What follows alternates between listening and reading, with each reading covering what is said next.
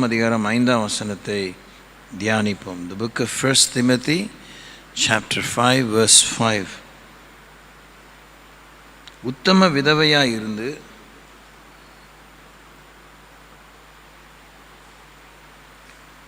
தனிமையாய் இருக்கிறவள் தேவனிடத்தில் நம்பிக்கை உள்ளவளாய் இரவும் பகலும் வேண்டுதலிலும் ஜபங்களிலும் நிலைத்திருப்பாள் என்று பார்க்கிறோம். உத்தம விதவையாய் இருந்து தனிமையாய் இருக்கிறவள் தேவனிடத்தில் நம்பிக்கை உள்ளவளாய் இரவும் பகலும் வேண்டுதலிலும் ஜபங்களிலும் நிலைத்திருப்பாள்.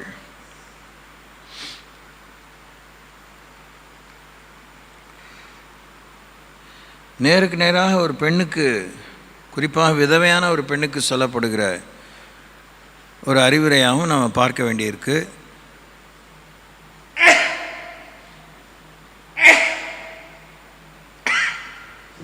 அது ஒரு விதவையான பெண்ணாக இருப்பதையும் பார்க்கிறோம். அவள் உத்தம விதவையாக இருக்க வேண்டும் என்று சுட்டி காண்பிக்கப்பட்டுள்ளது. அவள் உத்தம விதவையாக இருந்து தனிமையாக இருந்தால் அப்படிப்பட்டவள் தேவனிடத்திலே நம்பிக்கை உள்ளவளாய் இரவும் பகலும் வேண்டுதலிலும் ஜபங்களிலும் நிலைத்திருப்பாள். இன்னும் இந்த வார்த்தையிலே நிலைத்திருக்கும் விஷயத்தை பார்க்கும்போது நம்மை நிலைத்திருக்க பண்ணுவது தேவனிடத்திலே வைக்கும் நம்பிக்கை. நம்மை நிலைத்திருக்க பண்ணுவது நம்பிக்கை. குறிப்பாக தேவனிடத்திலே வைக்கும் நம்பிக்கை நம்மை நன்றாகவே நிலைத்திருக்க பண்ணுகிறது. நாம் அலசடிப்பட வேண்டிய அவசியம் இல்லை. நாம் அலைக்கழிக்கப்பட வேண்டிய அவசியம் இல்லை. நாம் நம்பிக்கையற்றவளான மற்றவர்களைப் போல துக்கித்து அழுது கொண்டிருக்க அவசியம் இல்லை. விரக்திக்கு நாம் போக வேண்டிய அவசியம் இல்லை. தேவனே நம்முடைய நம்பிக்கையாக இருக்கிறார், நம்பிக்கை கொடுக்கிறார். அவர் வார்த்தையிலே நம்பிக்கை இருக்கிறது.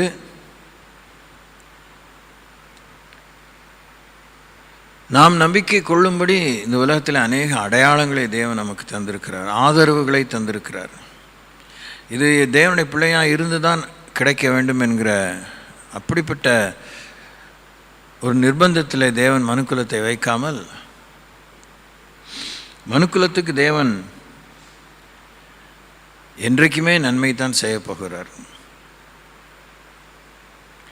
நன்மை வேண்டாம், தீமை தான் வேண்டும் என்று தீர்மானமாக இருக்கிறவர்கள், அவநம்பிக்கையின் உச்சத்துக்கு செல்கிறவர்கள் அவநம்பிக்கையின் விளைவாக தான் நரகத்தை அனுபவிப்பார்களே ஒழிய தேவன் அவர்களை அவநம்பிக்கைக்குள்ளாக தள்ளுகிறதில்லை. இதெல்லாம் நம்ம சலிச்சிக்காமல், முகம் கோணாமல், அசட்டையாக இராமல், அதிமேதாவித்தனமாக இல்லாமல் தெரிஞ்சிக்க வேண்டியது. இது நம்முடைய தெரிந்து கொள்கிற தெரிவு செய்தல். It's R choice.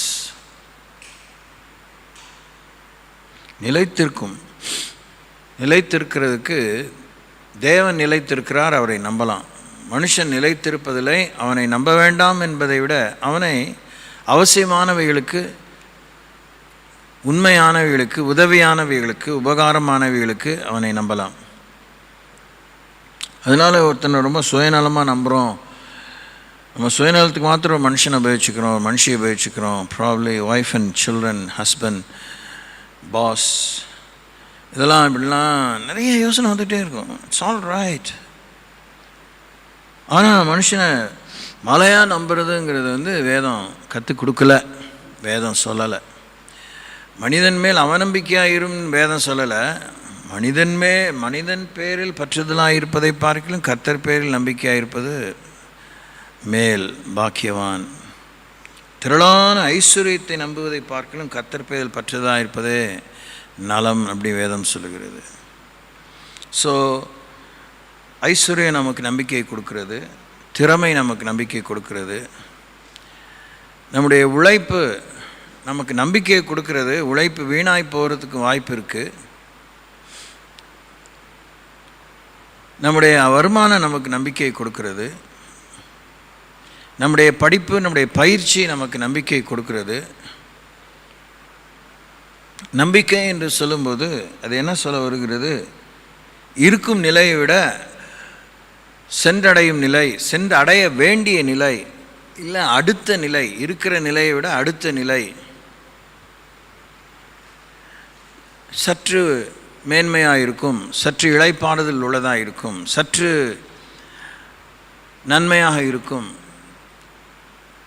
இருக்கிற நிலைக்கு முந்தைய நிலை நம்மை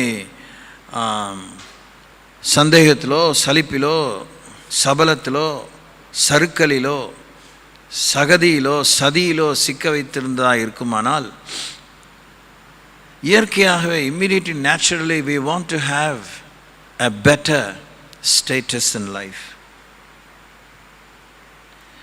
அதுக்கு ஒரு பெண்ணாக தான் இருக்கணும், ஆணாக தான் இருக்கணும் அப்படின்னு யாருக்குமே அதுதான் விஷயம்.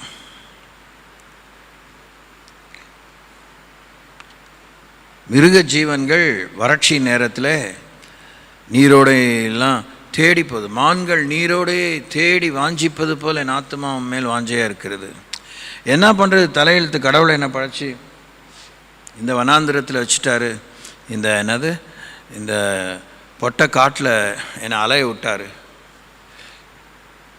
இருக்கிற வரைக்கும் இருக்கிறேன், தண்ணி கிடைக்கலையா செத்து மடிகிறேன்னு ஒரு 5 அறிவுள்ள மிருகம் அதே இடத்துல இருக்கிறதில்ல. மற்ற மிருகங்களை அடித்து புசிக்கிற, இறை தேடி பிழைக்கிற சாக பட்சினியோ சர்வ பட்சினியோ, அவைகளுக்கெல்லாம் தேவன் என்ன விதமான அறிவை வைத்திருக்கிறான்னா, மைக்ரேட், கடந்து போ, பறந்து போ, பிரயாணப்பட்டு போ. அவைகளுக்கு 5 அறிவு மாத்திரம்தான் இருக்கிறது என்றாலும் அதனுடைய உச்சத்தை அவைகள் முயற்சித்து பார்க்கிறது. அதெல்லாம் நீங்கள் டிஸ்கவரி சேனலில் பார்த்துருக்க வாய்ப்பு இருக்குது. Maybe national geographic, animal planet, இப்படிப்பட்டதான காரியங்கள் நீங்கள் பார்த்துருப்பீங்க. இல்லை பார்த்துருந்த ஞாபகம் இருக்கா? நான் இப்போ சொல்லும்போது நீங்கள் பார்க்கலாம். தன்னுடைய தான் கஷ்டப்பட்டாலும் தன்னுடைய குஞ்சுகள் செத்துறக்கூடாதுன்னு பல தூரம் பறந்து போய் அதோடைய தொண்டை, பீக், அந்த என்னது அந்த மூக்கு, அந்த அளவுக்குலாம் இருக்கிற அந்த region 1 or 2 inches, maybe 4 to 5, 6 inches, அதெல்லாம் 6லாம் ஜாஸ்தி தான், 3 to 4 inches உள்ள இருக்கிற டிஸ்டன்ஸ்குள்ளே அந்த உணவை, ஆகாரத்தை பதுக்கி வச்சுட்டு வந்து கூட்டில் இருக்கிற குஞ்சுகளுக்கு கொடுக்குது. எவ்வளோ நாள் கொடுக்கும்? கொடுக்க முடிஞ்ச அளவுக்கும் கொடுக்கும். சாதாரணமாக தானே இந்த வசனம் இருக்குது. இதை விட இது என்னத்தை யோசிப்பது இருக்குதுன்னு நீங்கள் கடந்து போனீங்கன்னா இவ்வளோ விஷயம் அதில் இருக்குது. நம்ம பார்க்கணுன்னு விரும்பினா, நாம் நன்மை அடையணும்னு விரும்பினா, நமக்குள்ளே ஒரு தெளிவு இருக்குமானா, நமக்குள்ளே ஏதாவது அடிப்படை இப்படிப்பட்ட ஒரு உண்மை இருக்குமானால், உறுதி இருக்குமானால், நாம் அழிஞ்சு போகணுன்னு அவசியம் இல்லை, நாம் தோற்று போகணுன்னு அவசியம் இல்லை.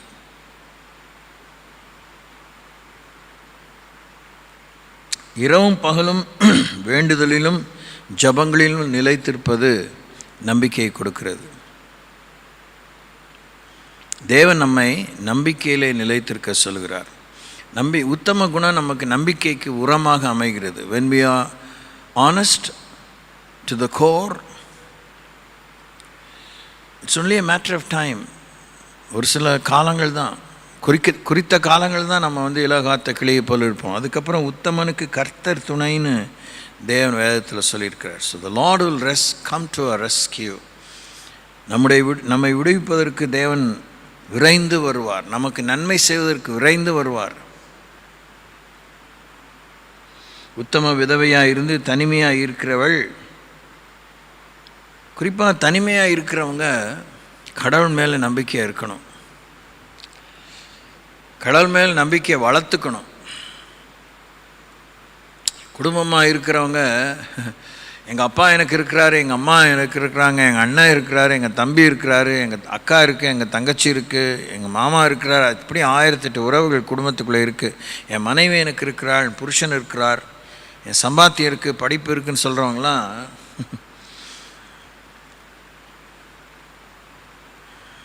அதெல்லாம் ஒவ்வொன்றா அவங்கள விட்டு கலந்து போகும்போது கலங்கிடுறாங்க, கோழைகள் மாய்த்து கொள்கிறாங்க, ஓடி போயிடுறாங்க, சித்த பிரம்ம ஆகிடுது, பைத்தியம் ஆகிடுறாங்க. They become hysteric or something like that. They lose their mind. ஆனால் தேவன் மேல் நம்பிக்கையாக இருக்கிறவன், தேவன் மேல் நம்பிக்கையாக இருக்கிறவள், அவள் ஜபத்திலும் வேண்டுதலிலும் நிலைத்திருப்பாள். இங்கே நான் இன்னொரு முக்கியமான விஷயத்தை அங்கே சொல்ல விரும்புவது, நான் புரிந்து கொண்டது, நிலைத்திருப்பாள். நிலைத்திருன்னு சொல்கிறது வேற, நிலைத்திருப்பாள். That's the best response. வீட்டில் இதெல்லாம் எல்லாம் போச்சில்ல, இனிமேலையாவது புத்தியாக பொழைச்சிக்கோ அப்படின்னு யாரோ சொல்ல, உங்களுக்கு தெரியும், உங்களுக்கு என்ன தெரியும், அந்த கஷ்டம் உங்களுக்கு வந்தால் தான் தெரியும், அந்த மாதிரிலாம் ரெஸ்பான்ஸும் இல்லை. அவளே தெரியுது, புருஷனை இழந்துட்டேன். புருஷனோடு வாழ்ந்த காலத்துலேயும் அந்த அந்த அந்த ஒழுங்கு உத்தமமாக இருக்கும் ஒழுங்கை அவள் கற்றுத்தான் இருக்க வேண்டும், கற்றுத்தான் இருக்கிறாள். அதனால தான் உத்தமமாக இருக்கிறாள். உத்தம விதவையாக இருந்து as she continues to be faithful.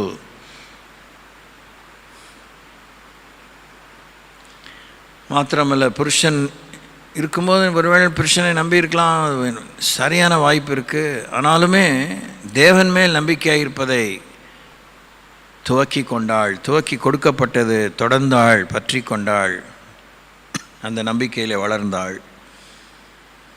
அவள் ஜபத்திலும் வேண்டுதலிலும் நிலைத்திருப்பாள். So it's a voluntary act. ஒரு நாள் கூத்துக்கு மீசையை சரைச்ச விஷயம் உதவியாக இருக்காது. நிரந்தர உதவி அல்ல, நிச்சயமான உதவி அல்ல, நிம்மதியான உதவி அல்ல. மீசையை நறுக்கிக்கிட்டால் மீசை வளர்கிறதுக்கு குறைஞ்சபட்சம் 2 to 3 days, maybe 4 days, depends on our health, depends on our hormone secretion. யோசிங்க, நீங்கள் யோசிங்க, வேதத்தை வாசிக்கும்போது நேரம் கிடைக்கும்போது யோசிங்க, தியானிங்க. how you can derive strength. வார்த்தையிலேருந்து தேவனுடைய வல்லமையை, தேவனுடைய சுகத்தை, தேவனுடைய துடிப்பை, நன்மையை, முன்னேற்றத்தை, நிலைவரமான ஆவியை, அந்த நிலைத்திருக்கும் அந்த செய்தி குறிப்பை, ஆலோசனையின் ஆச்சரியத்தை, செயலின் மகத்துவத்தை. 1 தீமோத்தேயு 4:15 வாசிக்கிறோம். நீ தேறுகிறது யாவருக்கும் விளங்கும்படி இவைகளையே சிந்தித்து கொண்டு இவைகளிலே நிலைத்திரு. நம்மை தேர செய்கிற, நம்மை வளர செய்கிற, தேக்கமடையாமல் நாம் முன்னேற செய்கிற, நாம் முடங்கி போகாமல், மடங்கி போகாமல், அடங்கி போகாமல், ஒடுக்கப்பட்டு விடாமல், சிறைப்பட்டு போகாமல், வளர்ச்சி குன்றி போகாமல், நாம் குள்ளிகளாக இல்லாதபடி, that we may not become dwarf. நீ தேறுகிறது யாவருக்கும் விளங்கும்படி இவைகளையே சிந்தித்து கொண்டு இவைகளிலே நிலைத்திரு. இன்னின்ன காரியங்களை சிந்தித்தால் இன்னின்ன காரியங்களில் நிலைத்திருக்க முடியும். இன்னின்ன காரியங்களை சிந்தித்து இன்னின்ன காரியங்களில் நிலைத்திருந்தால் அது நம்முடைய வளர்ச்சியை கெடுக்காது, அது தேக்கமடை செய்யாது. நாம் வளருவோம், தெளிவாக இருப்போம், புத்திசாலிகளாக இருப்போம். மற்றவர்கள் பார்த்து கற்றுக்கொள்ளக்கூடிய, மற்றவர்கள் பார்த்து விரும்பக்கூடிய, அறிந்து கொள்ள விரும்புகிற ஒரு வாழ்க்கை நிலை இருக்கும், ஒரு அந்தஸ்து இருக்கும், ஒரு உறவு இருக்கும், ஒரு பேச்சுவார்த்தை இருக்கும். ஒரு உழைப்பின் மேன்மையை பார்ப்பார்கள், உழைப்பின் தரத்தை பார்ப்பார்கள். எஸ்,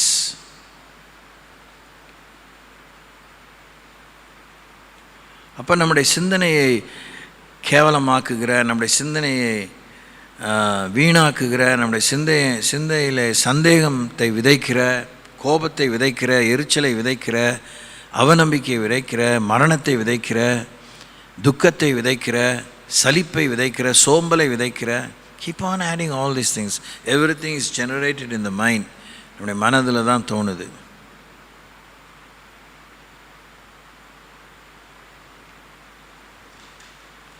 1 தெசலோனிக்கேயர் 3ஆம் அதிகாரம் 8ஆம் வசனம். Book of 1 Thessalonians chapter 3 verse 8.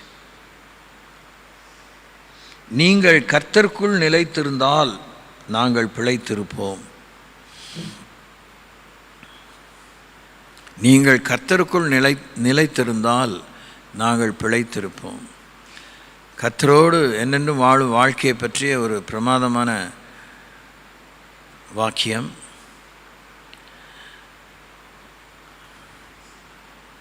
நமக்கு வெகுமானம் கிடைக்க வேண்டிய தகுதிக்கு ஏற்ற வாக்கியம், வாக்குறுதியான வாக்கியம். நீங்கள் கர்த்தருக்குள்ளே நிலைத்திருந்தால் நாங்கள் பிழைத்திருப்போம். நீங்கள் கர்த்தருக்குள் நிலைத்திராவிட்டால்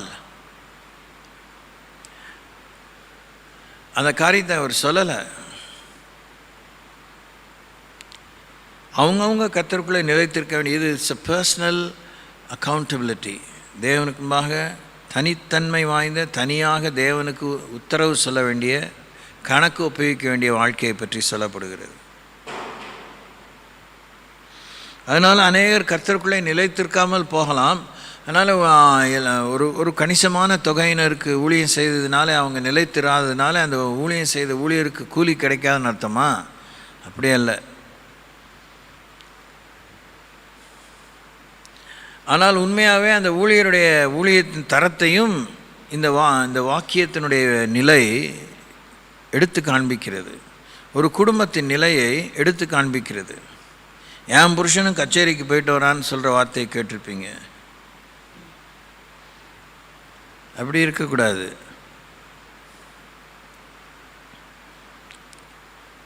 இதிலெல்லாம் நம்ம என்ன யோசிக்கிறோம்?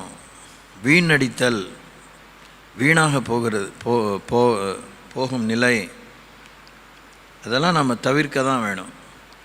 அதெல்லாம் தவிர்க்க தான் வேணும்.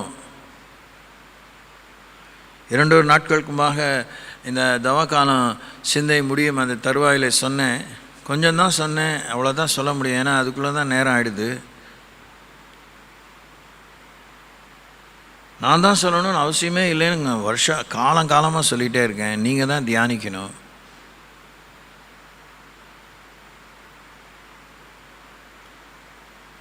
தேவனை பின்பற்றும் விஷயத்தில் நாம் இந்த வெளிப்படையாக பக்தி முயற்சியை காண்பிப்பதனாலே நாம் திருப்தி அடைந்து பழகிட்டோம். இதில் ஒரு பங்கு குற்றம் ஊழியர் மேல் இருக்கிறது என்றால், அன்னன்ன காலத்துக்கு அன்னன்ன தான், அவ்வளோதான் அவங்கவுங்க புரிஞ்சுக்கிட்டாங்க. ஒன்றுமே கிடைக்காமல் உள்ளதும் போச்சு நொழக்கண்ணான்னு வலிச்சிட்டு போகாமல் இருக்கிறதுக்கு ஒரு முயற்சி எடுப்போம்.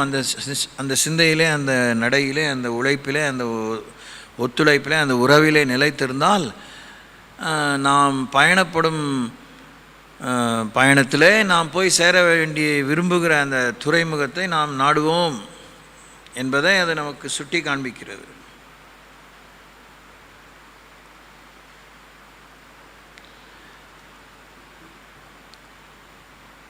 கர்த்தருக்குள்ளே நிலைத்திருப்பது, கர்த்தரோடு நடப்பது, கர்த்தருக்குள் இருப்பது, கர்த்தரை முன்வைத்து பார்ப்பது, கர்த்தர் என் மேல் இருக்கிறார், அவருடைய ஆவியான் மேல் இருக்கிற இந்த எல்லா விதமான நிலைகளை பற்றி வினை சொற்களை, வேர்ப்ஸ் ஆண்டவர் உபயோகித்திருக்கிறார்.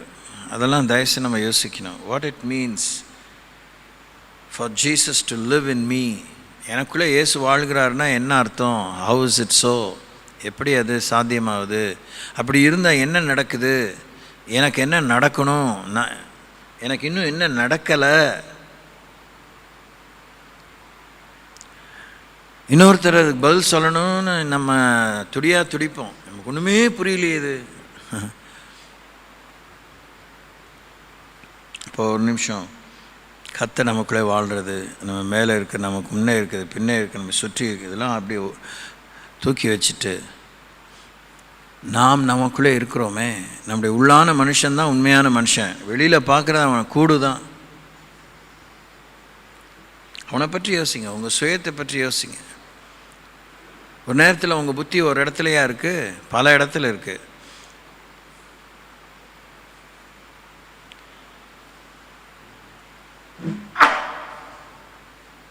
அப்படின்னா நாம் நமக்குள்ளே வாழ்வது, நமக்குள்ளே அசைவது, நமக்குள்ளே முன்னேறி போவது, பயணப்படுவதெல்லாம் என்ன அர்த்தம்? நம்முடைய மனது தீர்மானிக்கிறது, ஆத்மா தீர்மானிக்கிறது, ஆவி பலனையும் ஜீவனையும் தருகிறது, சரீரம் ஒத்துழைக்கிறது. சரீரம் இந்த ஆத்மாவும் ஆவியும் கட்டளையிட்டாலும் சரீரம் போகாமல் சில நேரத்தில் இருக்குது. எதனால்? பலவீனத்தினால, நோயினால், இல்லை சிறையிருப்பிலே கட்டப்பட்டிருந்தால், சிறையிலே கட்டப்பட்டிருந்தால் ஒரு இடத்துல நம்ம ஃபிக்ஸ்டாக இருப்போம். It's not able to travel, cooperate.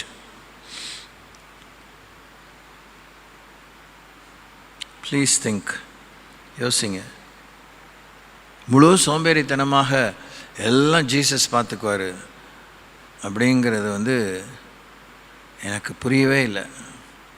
வேதத்தை படிக்க படிக்க அடிப்படையான ஒத்துழைப்புகளை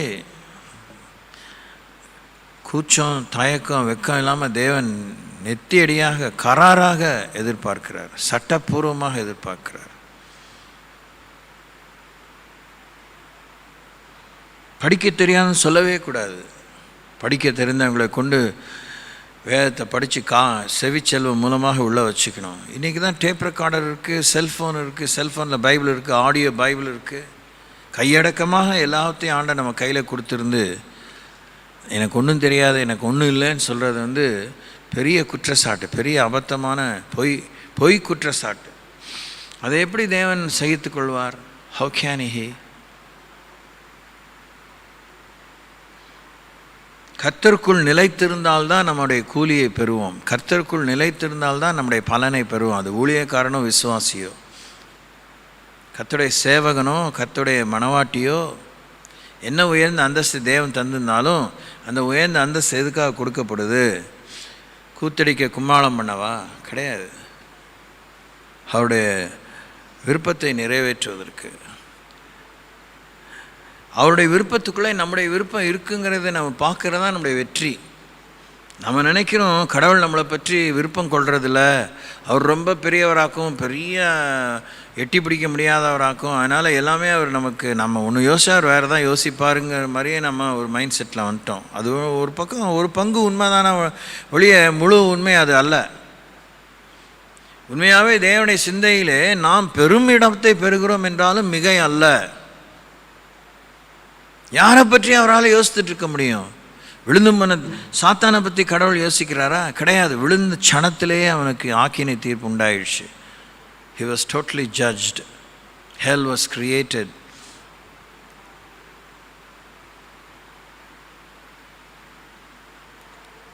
ஸ்தோத்திரிப்போம். Hallelujah.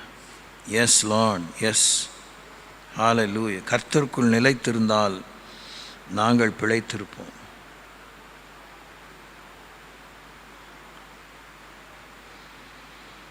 கொலோசையர் 1:22. நீ நிறைய சொல்லிகிட்டே தான் இருப்பேன், நீங்கள் தான் யோசிக்கணும்.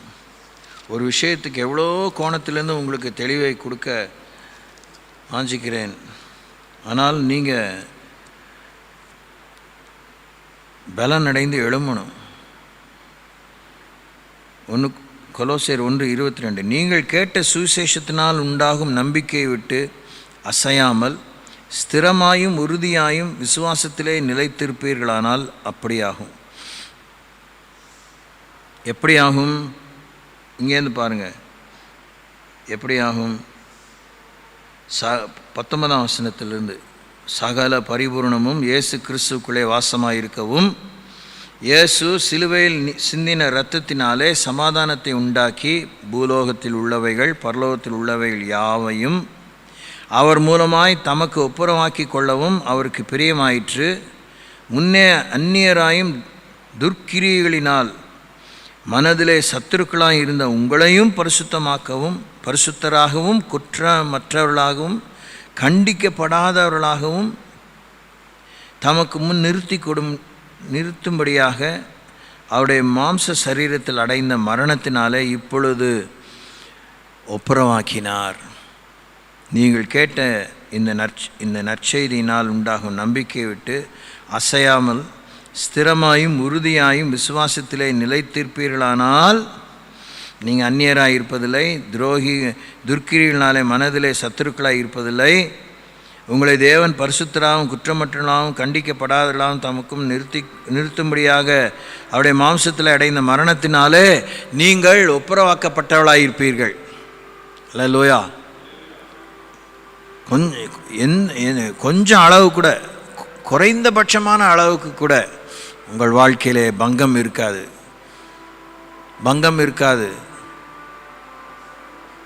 பாதிப்பு இருக்காது, நட்டம் இருக்காது, ஏமாற்றம் இருக்காது. நீங்கள் தேவனுக்கு அந்நியர் ஆவதில்லை.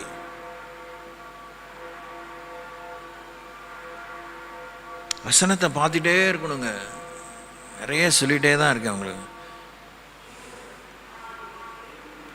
வசனத்தை பார்க்காம எத்தனை பேர் போய் பார்த்தாலும் நடக்காமல் இருக்காது. ஒரு சில காரியங்கள் நடக்கும், ஆனால் நிறைவு இருக்காது. பாருங்கள், திருப்தி இருக்காது, நிறைவு இருக்காது. திரும்பி அவங்களே போய் நாடும்படியான சூழ்நிலை ஏற்பட்டுரும். ஆனால் கர்த்தருடைய வார்த்தையை நீங்கள் பார்த்து அதில் அவருடைய நன்மையும் கிருபையும் இரக்கத்தையும் சகாயத்தையும் ஆற்றலையும் நீங்கள் பார்த்துட்டிங்கன்னா, ஆலோசனை ஆச்சரியத்தை பார்த்துட்டிங்கன்னா, நீங்கள் தேவையில்லாமல் நாயா பேய அலைய வேண்டாம். You will be so satisfied, you will be so ministered to. தேவன் உங்களுக்கு பணி செய்வார். தேவனுடைய வார்த்தை உங்களுக்கு பணி செய்யும். தேவனுடைய வார்த்தை உங்களை தாங்கும், தப்புவிக்கும், ஏந்தும், சுமக்கும், திருப்திப்படுத்தும். பிலிப்பியர் 4:1 ஆதலால் எனக்கு பிரியமும் வாஞ்சையுமான சகோதரரே, எனக்கு சந்தோஷமும் கிரீடமும் ஆனவர்களே, பிரியமானவர்களே, இந்தபடியே கர்த்தருக்குள் நிலைத்திருங்கள். இந்தபடியே கர்த்தருக்குள் நிலைத்திருங்கள். பிரியமானவர்களாக கர்த்தருக்குள் நிலைத்திருங்கள். சந்தோஷமும் கிரீடமானவர்களாக இருந்து கர்த்தருக்குள்ளே நிலைத்திருங்கள். முந்தின வசனங்களிலே பார்ப்பீர்களானால் அங்கே சொல்கிறார் 16ஆம் வசனத்திலிருந்து, ஆகிலும் நாம் 15ஆம் வசனத்திலிருந்து கூட வாசிக்கலாம். ஆகையால் நம்மில் தேறினவர்கள் யாவரும் இந்த சிந்தையாக இருக்க கடவோம். எந்த காரியத்திலாவது நீங்கள் வேறே சிந்தையாக இருந்தால் அதையும் தேவன் உங்களுக்கு வெளிப்படுத்துவார். ஆகிலும் நாம் எதுவரையில் தேறி இருக்கிறோமோ அது முதல் ஒரே ஒழுங்காய் நடந்து கொண்டு ஒரே சிந்தையாய் இருப்போமாக. சகோதரரே, நீங்கள் என்னோட கூட பின்பற்றுகிறவர்களாகி நாங்கள் உங்களுக்கு வழிகாட்டுகிறபடி நடக்கிறவர்களை மாதிரியாக நோக்குங்கள். ஏனெனில் அநேகர் வேறு விதமாய் நடக்கிறார்கள். அவர்கள் கிறிஸ்துவின் சிலுவைக்கு பகைஞர் என்று உங்களுக்கு அநேக தரம் சொன்னேன். இப்பொழுதும் கண்ணீரோடு சொல்லுகிறேன், அவருடைய முடிவு அழிவு, அவருடைய தேவன் வயிறு, அவருடைய மகிமை அவருடைய இலச்சையே. அவர்கள் பூமிக்கு அடுத்தவைகளை சிந்திக்கிறார்கள். நம்முடைய குடியிருப்போ பரலோகத்தில் இருக்கிறது. அங்கே இருந்து கர்த்தராகிய இயேசு கிறிஸ்து என்னும் இரட்சகர் வர எதிர்பார்த்து கொண்டிருக்கிறோம். அவர் எல்லாவற்றையும் தமக்கு கீழ்ப்படுத்தி கொள்ளத்தக்க தம்முடைய வல்லமையுள்ள செயலின்படியே நம்முடைய அற்பமான சரீரத்தை தம்முடைய மகிமையான சரீரத்துக்கு ஒப்பாக மறுரூபப்படுத்துவார். ஆகதலால் நம்முடைய அற்பமான சரீரத்தை அவருடைய மகிமையான சரீரத்துக்கு ஒப்பாக மறுரூபப்படுத்துவார். ஆதலால் எனக்கு பிரியமான வாஞ்சையும் உள்ள சகோதரரே, எனக்கு சந்தோஷமும் கிரீடமானவர்களே, பிரியமானவர்களே, இந்தபடியே கர்த்தருக்குள் நிலைத்திருங்கள். சரீர மறுரூபம், விண்ணக வாழ்வுக்கேற்ற ஆவியான்மா சரீரம், அதுதான் நம்முடைய இலக்கு, அதுதான் நம்முடைய நிறைவு, அதுதான் நம்முடைய மகிழ்ச்சி, அதுதான் நமக்காக தேவன் பண்ணின திட்டம். அதில் நிலைத்திருக்க வேண்டும். இந்த பூமியிலேயே மக்கி போகக்கூடிய, இல்லை எரிக்கப்படக்கூடிய, அடக்கம் பண்ணப்படக்கூடிய, இல்லை கொல்லப்படக்கூடிய, வெட்டப்படக்கூடிய, உலர்ந்து போகக்கூடிய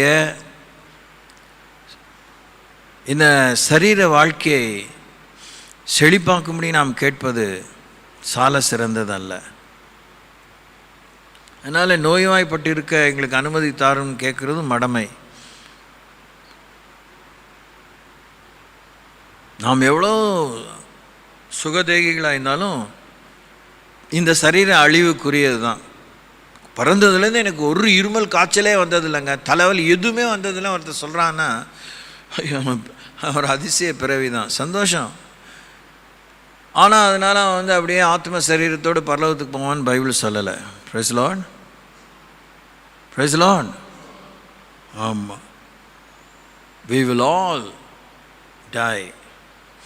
மரிக்காதவர்கள் என்ன நடக்கும் அவங்களுக்கு? ஒரு நொடி பொழுதிலே, இமைப்பொழுதிலே மறுரூபம் அடைவார்கள், வேற ஒரு உரு பெறுவாங்க. தேவன் நியமித்த அந்த மறு உருவை பெறாமல் கடவுளோடு இருக்க முடியாது, பிசாசோடு இருக்க முடியாது. நம்முடைய புத்திக்கேற்ப இதே ஆவியாத்ம சரீரத்தோடு கூட நரகத்துக்கு போனோன்னா முடிஞ்சிருச்சு கதை. சாம்பலுக்கு சாம்பலாக, புழுதிக்கு புழுதியாக போயிடும், எரிஞ்சு போயிடும். இல்லையே, நாம் எல்லாரும் ஒன்று பரலோகத்துக்கோ நரகத்துக்கோ மரித்து உயிரோடு எழுப்பப்பட்ட பின்னே தான் போக போகிறோம். ஸோ அந்த உயிர்த்தெழுதல் நடந்த பின்னே நம்ம வாழ்க்கையே, நம்முடைய ஆவியான்ம சரீரமே மாற்றம் காணுகிறதே. அதுதான் சத்தியம். கலாத்தியர் 2:5, the book of Galatians chapter 2 verse 5.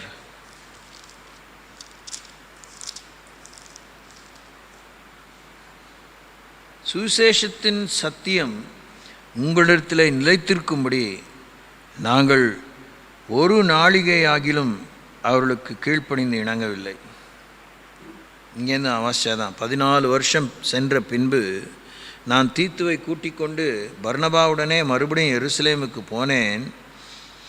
நான் தேவ அறிவிப்பினாலே போய் புறஜாதிகளிடத்தில் நான் பிரசங்கிக்கிற சுவிசேஷத்தை அவர்களுக்கு விவரித்து காண்பித்தேன். அவர்கள் ஆயினும் நான் ஓடுகிறதும் ஓடினதும் வீணாகாதபடிக்கு நம் எண்ணிக்கை உள்ளவர்களுக்கே தனிமையாய் விவரித்து காண்பித்தேன். ஆனாலும் என்னுடனே கூட இருந்த தீத்து கிரேக்கனா இருந்தும் விருத்த சேதனை பண்ணிக்கொள்ளும்படிக்கு கட்டாய பண்ணப்படவில்லை. கிறிஸ்து இயேசுக்குள் நமக்குண்டான சுயாதீனத்தை உளவு பார்த்து நம்மை நியாய பிரமாணத்திற்கு அடிமைகளாகும் பொருட்டு பக்க வழியாய் நுழைந்த கள்ள சகோதரர் நிமித்தம் அப்படியாயிற்று. சுவிசேஷத்தின் சத்தியம் உங்களிடத்திலே நிலைத்திருக்கும்படி நாங்கள் ஒரு நாளிகை ஆகிலும் அவர்களுக்கு கீழ்ப்படிந்து இணங்கவில்லை. சுயாதீன பிரமாணத்துக்கு விரோதமாக இருக்கிறது நியாய பிரமாணம். அப்போ அவங்கள பூர்ணப்படுத்தாத, உள்ளத்திலே யூதனாக்காத, தூய்மையாக்காத, எந்த ஒரு புறம்பான சடங்கான யூத மார்க்கத்துக்கு அமைந்த சடங்குகளை ஆகிலும் வேறு எந்த காரியத்தை ஆகிலும் நாங்கள் முக்கியப்படுத்தவில்லை என்று பவுல் அங்கே சொல்கிறார். எதனால்? தேவனுடைய கிருபை நிலைத்திருக்கும்படி, அவருடைய சாயல் நம்மிலே நிலைத்திருக்கும்படி. அல்லேலூயா, ஹல்லேலூயா. கொஞ்சம் புரிஞ்சிக்க கஷ்டப்படுங்க. பைபிள் ஸ்டடி எவ்வளோ பேர் வரணும், வரல. நீங்கள் 3 பேரோ 2 3 4 பேர் தான் வந்திருக்கீங்க. அதனால் உங்களுக்கு நன்றி, கர்த்தர் சந்தோஷப்படுகிறாரு. ஆனால் வாழ்க்கை மாறாமல் இருந்து நீங்கள் 4 பேர் தான் என்ன, 4000 பேர் வந்தா என்ன, 4 கோடி பேர் வந்தா என்ன, வந்தா என்ன, வராமல் போனா என்ன? வாழ்க்கை மாறவில்லை என்றால், இயேசுனிடத்தில் தடுமாறிக்கொண்டே இருப்பீர்களானால் நீங்கள் வந்தும் பிரயோஜனம் இல்லை, வராமல் இருந்தும் பிரயோஜனம் இல்லை. இப்போ வருகிறவர்கள் தேவனிடத்திலே நிலைத்திருக்க வேண்டும், தேவனுடைய சீடனாக தொடர வேண்டும். உயர்விலும் தாழ்விலும், இன்பத்திலும் துன்பத்திலும், வெற்றியிலும் தோல்வியிலும், செழிப்பிலும் வறுமையிலும் கிறிஸ்து இயேசுவில் உள்ளதான உங்கள் அன்பை விட்டு ஒன்றும் பிரிக்க மாட்டாது என்கிற நிச்சயம் உங்களுக்கு தேவை.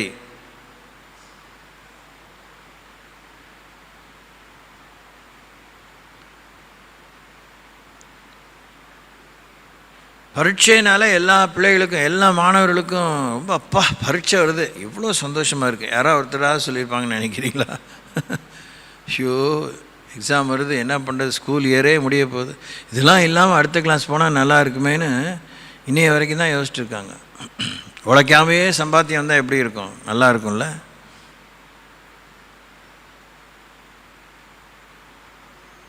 அன்புக்குரியவர்களே, கர்த்தருடைய வார்த்தையை பாருங்கள், கர்த்தருடைய வார்த்தையை பாருங்கள். நீங்கள் பார்த்து உங்களுக்கு தெரியறது தான் உங்களுக்கு உண்மையான வெளிச்சம்.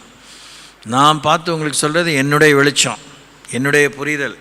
உங்கள் புரிதலில் தான் நீங்கள் உங்களுக்கு மார்க் விழும். எனக்கு என்ன புரிஞ்சதுங்கிறத பற்றி உங்களுக்கு மார்க்கு கிடையாது. ஆமாவா? ஆமாவா இல்லையா? ஆமாம். 6 குருடனுங்க யானையை பார்த்து ஒருத்தனாவது யானைன்னு சொன்னானா? எல்லாம் கோரஸ் பாடுற மாதிரி ஒரே ஒட்டு மொத்தமாக ஏட்டிக்கு போட்டியான கருத்தை சொன்னானுங்க. இது விளக்கமாறு, இது தூண், இது மரம், இது அது, இது அப்படின்னு சொல்லிட்டு இருந்தானுங்க. இது செவுரு, உடம்பை பார்த்து தொட்டான், ஐயோ பெரிய செவுரு இது.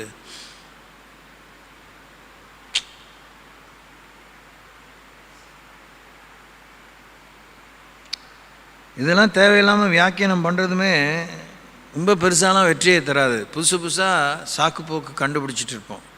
வசனம் சொல்கிறத அப்படியே கற்றுக்கிட்டு, வசனம் சொல்கிறத அப்படியே நினச்சி இதுக்கு கீழ்ப்படிய உதவி செய்யுங்கன்னு கேட்குறது ரொம்ப நல்லது. என்ன காரணம் தெரியுமா? தெளிவான விவரம் கிடைச்ச பிற்பாடு தப்பு பண்ணால் சரியான அடி இருக்குது. ஒன்றுமே தெரியாமல் தப்பு பண்ணால் நட்டம் கொஞ்சம் கம்மி. நட்டம்தான், அது வேறு விஷயம். 2 Corinthians 3:11, the book of 2 Corinthians chapter 3 verse 11. என்ன வாசிக்கிறோம்? அன்றியும் ஒளிந்து போவதே மகிமை உள்ளதாய் இருந்ததானால் நிலைத்திருப்பது அதிக மகிமை உள்ளதாய் இருக்குமே. இங்கே வாசிக்கிறோம் 8ஆம் வசனம். ஒளிந்து போகிற மகிமையுடைய அந்த ஊழியம், எந்த ஊழியம்? 7ஆம் வசனத்தில், எழுத்துக்களினால் எழுதப்பட்டு கற்பலகைகளில் பதிந்திருந்த மரணத்துக்கு ஏதுவான ஊழியத்தை செய்த மோசேயினுடைய முகத்திலே மகிமை பிரகாசம் உண்டானபடியால் இஸ்ரவேல் புத்திரர் அவன் முகத்தை நோக்கி பார்க்க கூடாது இருந்தார்களே. அந்த ஒளிந்து போகிற மகிமையுடைய அந்த ஊழியம் அப்படிப்பட்ட மகிமை உள்ளதாக இருந்தால் ஆவிக்குரிய ஊழியம் எவ்வளவு அதிக மகிமை உள்ளதாக இருக்கும்? ஆச்சரியக்குறி, கேள்விக்குறி.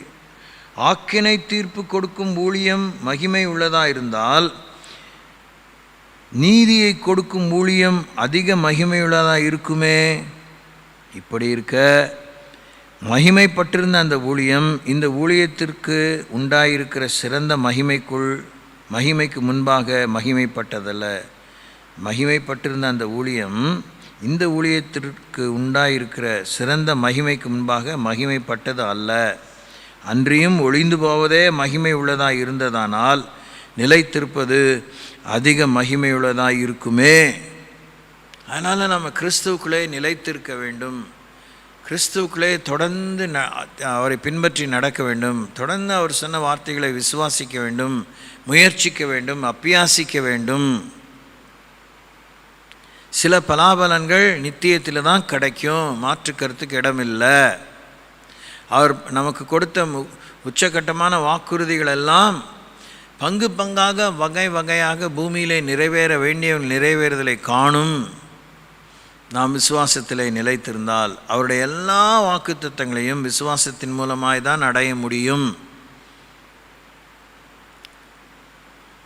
அதனால கர்த்தருடைய வார்த்தையில் சொல்லப்பட்ட அந்த விசேஷித்த மகிமைக்கு ஏதுவாக நம்முடைய நம்பிக்கையை, நம்முடைய அறிக்கையை, நம்முடைய உழைப்பை, ஒத்துழைப்பை, இயேசு விட்டு சென்ற முன்மாதிரியை கைக்கொள்ள முன்வருவோம், பகிர்ந்து கொடுப்போம். மலை பிரசங்கத்தை மறுபடியும் வாசித்து எப்படி உப்பாக ஒளியாக திகழ்வது என்கிற விஷயங்களை அந்த ஒப்புமைகள் மூலமாக நாம் விளங்கி கொள்வோம். பைபிள் புரியலன்னு சொல்லாதீங்க, தப்பு. அப்போ மண்டையில் ஏறாத புத்தி இல்லாத ஒரு காரியத்தை என்னமோ வாழ்வழிக்கும் வேதனை எழுதி கொடுத்தீங்களே, நீங்களாம் ஒரு யோக்கியமான கடவுளா, உங்களுக்கெல்லாம் புத்தி இருக்கான்னு நம்ம நிற்க வச்சு கேள்வி கேட்கலாம். அப்படிப்பட்ட வார்த்தையை தேவன் நமக்கு வேதமாக கொடுக்கவில்லை. நம்முடைய ஐயங்களுக்கெல்லாம் பதில் உண்டு, நம்முடைய ஏக்கங்களுக்கெல்லாம் ஒரு முடிவு உண்டு. ஹல்லேலூயா.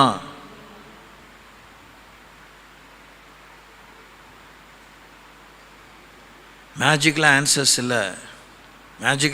இல்லை. வேத வசனத்தை மெஷின் மாதிரி உபயோகிக்க முடியாது. கால்குலேட்டரில் அத்தனை பட்டன் இருக்குது. ஒவ்வொன்றையும் தட்டி பக்கத்தில் பெருக்கல்னால் பெருக்கலை தொட்டால் அது பெருக்கி காமிக்கும், வகுத்தலை தொட்டால் வகுத்து காண்பிக்கும், கழித்தல் அந்த சைனை தொட்டால் அது கழித்து காண்பிக்கும், கூட்டலை தொட்டால் அது கூட்டி காண்பிக்கும், ஸ்கொயர் ரூட்டே இருக்குது, அதையும் போட்டால் அது வந்து அந்த ஸ்கொயர் ரூட்டை காமிக்கும். ஆனால் கால்குலேட்டர் தனக்குத்தானே பதில் சொல்கிறதில்ல. Praise lord, praise lord. அதை ஆப்ரேட் பண்ணாதான், அதை எப்படி ஃபீட் பண்ணுறோமோ அப்படி தான் நமக்கு பதில் கொடுக்கும்.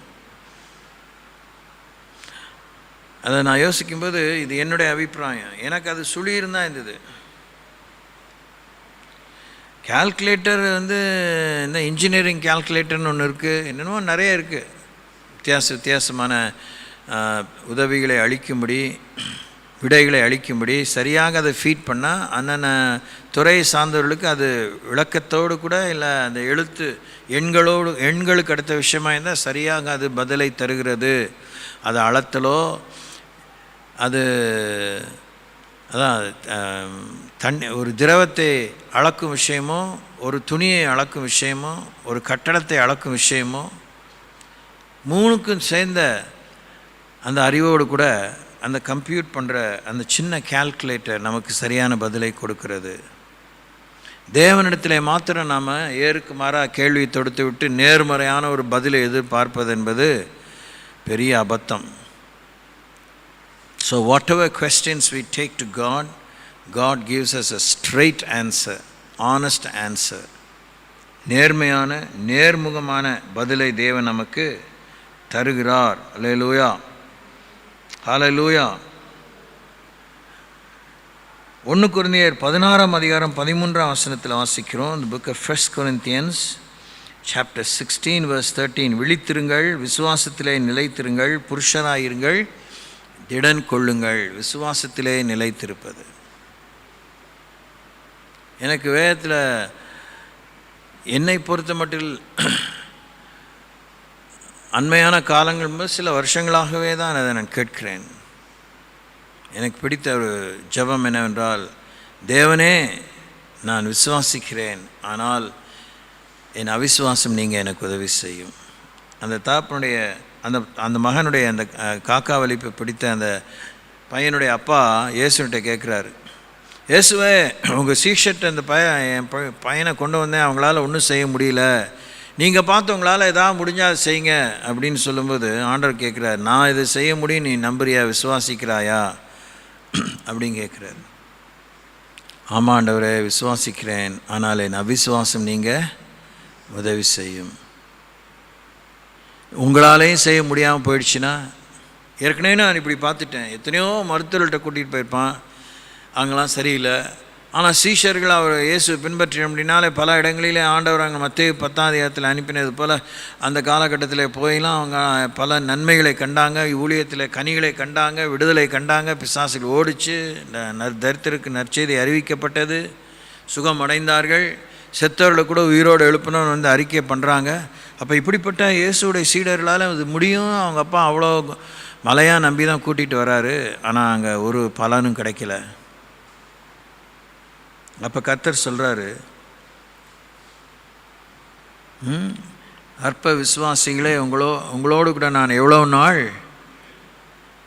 நான் போராடுவது.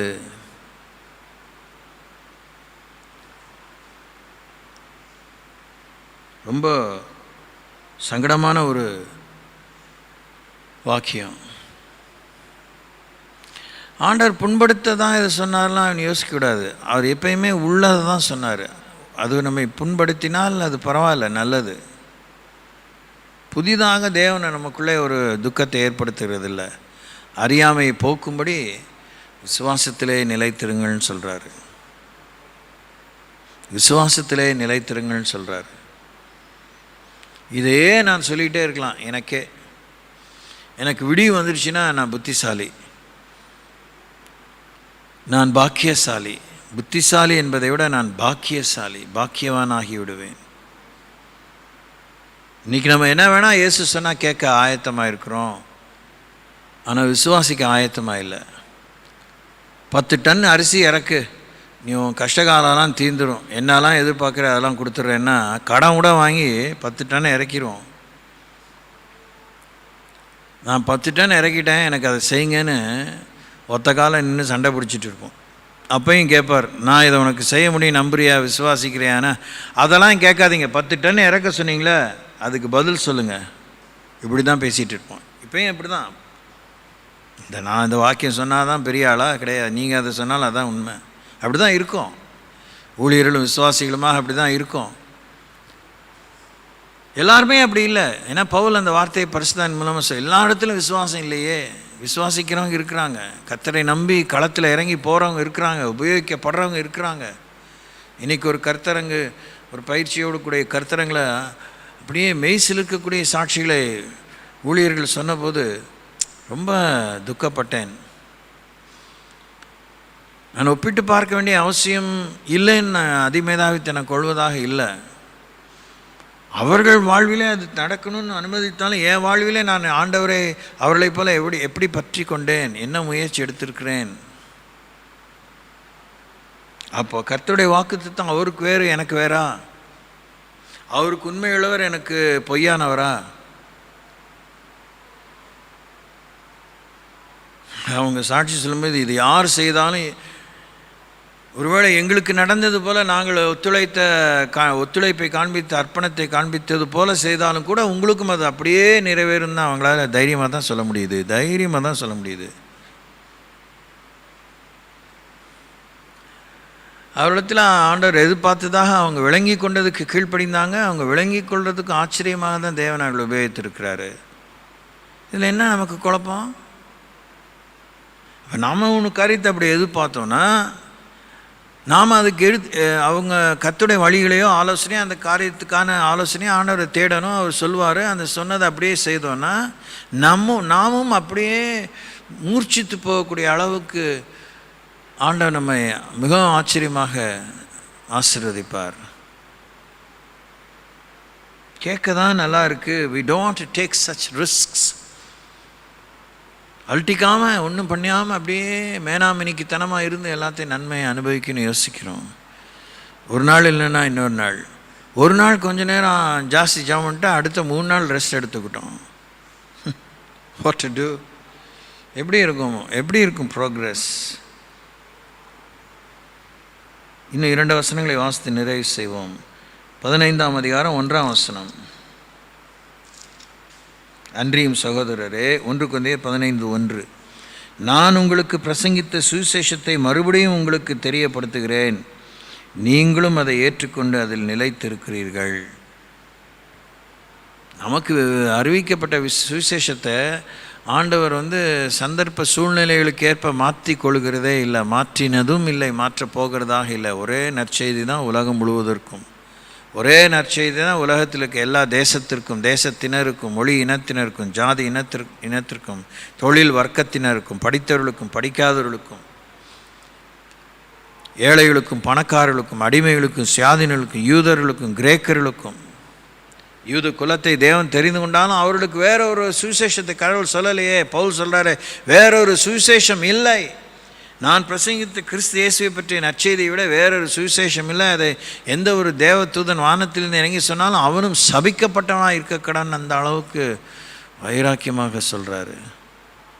So there is no other gospel that we can learn to respond.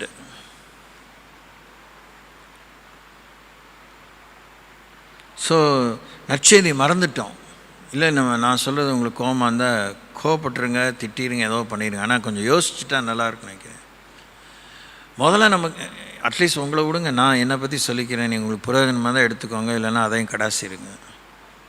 எனக்கு இயேசுவை பற்றி, நான் பிறப்பில் ஒரு கிறிஸ்துவ பின்னணியில் பிறந்திருந்தாலும் அவரை விட்டு நான் தூரமாக தான் இருந்திருக்கிறேன். அதிலலாம் ஒன்றும் பொய் பித்தலாட்டெல்லாம் கிடையாது.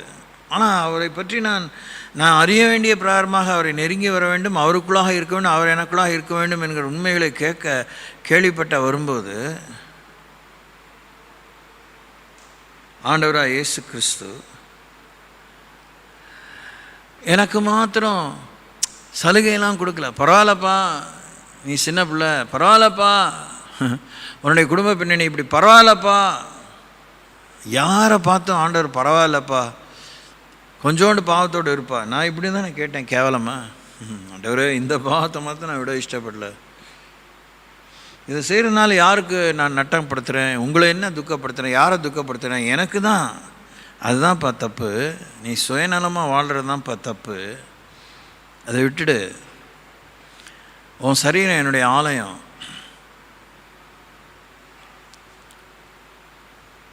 இன்றைக்கி நம்ம விஞ்ஞானபூர்வமாக கேட்குறோம், ஒருத்தனுக்கு நுரையீரலில் புற்றுநோய் வருதுன்னா அவன் புகையில் போட்டிருக்கணும், அவன் சிகரெட் பிடிச்சிருக்கணும், இல்லை சுருட்டு குடிச்சிருக்கணும்னு அவசியமே இல்லை. காற்றிலேயே ஒவ்வொருத்தரும் அந்த புகையை அருந்தி புகையில் போட்டு அவங்க ஊதுற அந்த எமிஷன் மூலமாகவே கிருமிகள் சிறு குழந்தைகளோ வயசானவங்களோ யாரோ பலவீனப்பட்டவங்களோ போய் லபக்குன்னு பிடிச்சிக்குது. It's not because of their sin, it's not because of their bad habits people contract diseases. அப்போ எனக்கு அது அந்த அளவுக்கு தெரியாதுன்னு நான் சொல்ல முடியாது. அந்த அளவுக்கு நான் அதை கவனம் செலுத்தலை, தான் உண்மை. இல்லை மறந்துருந்தேன், இல்லை வேணும் மறைச்சிக்கிட்டேன், இப்படியே இருக்கலாம். என் சுயநலம், என்னுடைய அந்த இச்சை, புகைப்பிடிக்க வேண்டும் என்கிற அந்த இச்சை, இல்லை அந்த ஸ்கேப் கோட், அந்த என்னது போக்காடாக, அது ஒரு சாக்கு போக்கு, இட்ஸ் லேமஸ்ட் எக்ஸ்கியூஸ். ஆண்டர் பெர்மிட் பண்ணலையே. அதை விடலைன்னா நான் உன்னுடைய கடவுளாக இருக்க முடியாது, உன்னுடைய தகப்பனாக இருக்க முடியாது, உன்னுடைய சகோதரனாக இருக்க முடியாது, உன்னுடைய நண்பனாக இருக்க முடியாது. மறந்துடு.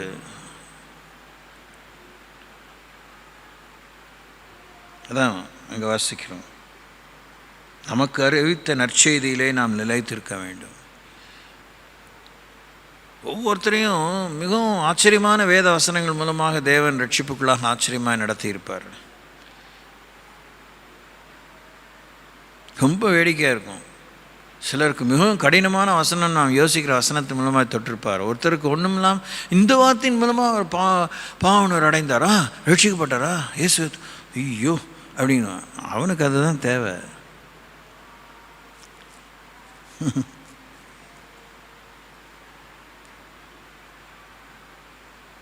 வேதத்தில் ஆதியாமம் 1ஆம் அதிகாரத்தில் 1ஆம் வசனத்திலிருந்து வெளிப்படுத்தின விசேஷம் 22ஆம் அதிகாரம் 20ஆம் வசனத்துக்குள்ளே ஏதாவது ஒரு வசனத்தை கொண்டு கர்த்தர் யாருடைய உள்ளத்தையும் தொட முடியும், மாற்ற முடியும். அதுதான் உங்களுக்கு நற்செய்தி. சில சாட்சிகள்லாம் கேட்போம், ரட்சிப்பின் சாட்சி, அப்பா இப்படிலாம் வாழ்ந்து கர்த்தர் எப்படி திருப்பியிருக்கார்ல, நான்லாம் ஒன்றும் இல்லாமல் சாதாரணமாக வந்தேன், ஆனால் நானும் இயேசு தான் தேவைன்னு தெரிஞ்சிச்சு, எனக்கெலாம் அப்படி விட்டு தொட்டா புட்டாலாம் ஒன்றும் நடக்கலை. அதனால நடந்தாலும் உனக்கு லாய்க்கில் அதுக்காக தான் உனக்கு சிம்பிளாகவே ஆண்டவர் எனக்கு தெரிஞ்சிருக்காரு. அல்லேலூயா, அல்லேலூயா. இல்லை நீங்கள் சும்மா 4 பேராக இருந்தாலும் பெஞ்ச சூடத்தை உட்காராதீங்க, உங்கள் ரட்சிப்பை சந்தேகப்படாதீங்க. ஐயோ அந்த சகோதரி அவ்வளோ பெரிய பிசாசெலாம் பிடிச்சி விடுதலை பண்ணாங்களாம், நான்லாம் அப்படிலாம் ஒன்றும் இல்லை, யாரோ ஒருத்தர் சொன்னாங்க, வாசித்தேன், இப்படியே வந்துட்டே இருந்தேன், அப்படியே ஆண்டவர் ஏற்றுக்கிட்டேன். என் சாட்சி ஜீவனில் சாட்சி இல்லைன்னு நீங்கள் சொல்லாதீங்க. உங்களுக்குள்ளே பிசாசு வந்திருந்தால் நீங்கள் பிசாசாகவே மாறியிருப்பீங்க. அவங்களுக்குள்ளே பிசாசு இருந்தால் அலக்கழிச்சிச்சு, அதை விரட்டினோன்னு போயிடுச்சு, புத்தி வந்துச்சு, ஆண்டர் பின்னாடி வந்தாங்க. இதுதான் உண்மையாக இருக்கலாம் வாய்ப்பு. அல்லேலூயா. நமக்கு கடவுள் அனுப்புகிற வசனம் நற்செய்தி. The word that God sends you is the good news for you. Hallelujah, hallelujah. அதனால்தான் அந்த பைத்தியக்காரத்தனமாக தோன்றுகிற வசனத்தினாலே அநேகரை ஆண்டவர் ரட்சிக்கிறதுக்கு சித்தமுள்ளவராக இருக்கிறார். கிரேக்கர்கள் ஞானத்தை தேடுறாங்க, யூதர்கள் அடையாளத்தை தேடுறாங்க, ஆனால் சிலுவையின் உபதேசம் கெட்டுப்போர்களுக்கு பைத்தியமாக இருக்குது. ரட்சிக்கப்படுகிற நமக்கோ அது தேவபலனாய் இருக்கிறது.